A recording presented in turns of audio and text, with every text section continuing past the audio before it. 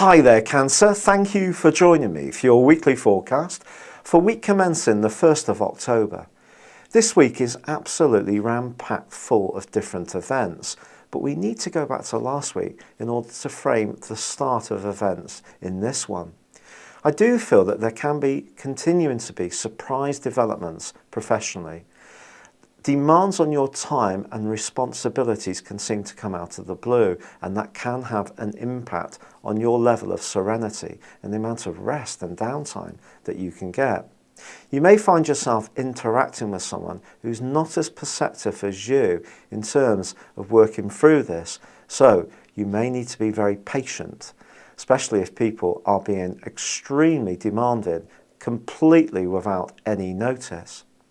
And yet, on Wednesday, Venus moves into a great area to help you. It moves into your sector of personal communication.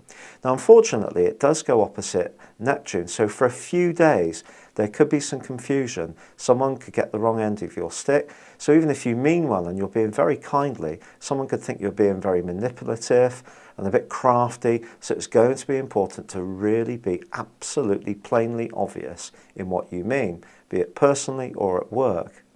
Now on Thursday, Jupiter, the planet of luck, goes backwards, but this is just going to bring the spiritual dimension that's really burst into your situation this year into more focus over the coming months. It's going to help you to realise that there are more ways of looking at life than you have in the past, and you're going to continue to be open to different spiritual views.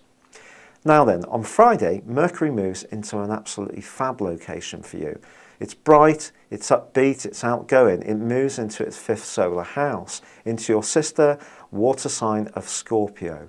Now, ordinarily, this would engender a sense of humour, it would make you much more sociable, but it's joined on Saturday by the rather stern energies of Saturn.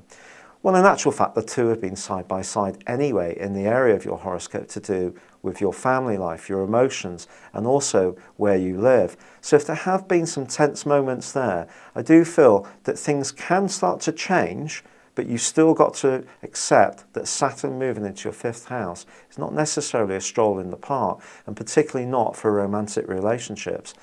It's possible that there are lessons to be learned, and this is something that's going to go on for the next 30 months. I'm sorry to talk in these terms. It could be that you're in an absolutely rock-solid relationship and you'll just learn a lot more about one another, which will improve the relationship and make it even more rooted and permanent in your life. But if there is anything weak around relationships to do with so-called joy, and that could be to do with a partner, it could be to do with your kids, then this is a time when you're going to have to roll your sleeves up and work a bit harder at things. And after the battering that you may have felt that you've had recently, you may wonder if it's possible. But just take a while to find your feet. Mars moves on Sunday, and it moves into a much more practical location, but one of the upsides of this, it's going to give you more physical vitality. I'll be telling you a lot more about Saturn and its influences in the weeks to come, and you can tune into my Saturn special video too. Thank you for joining me, good luck, and goodbye for now.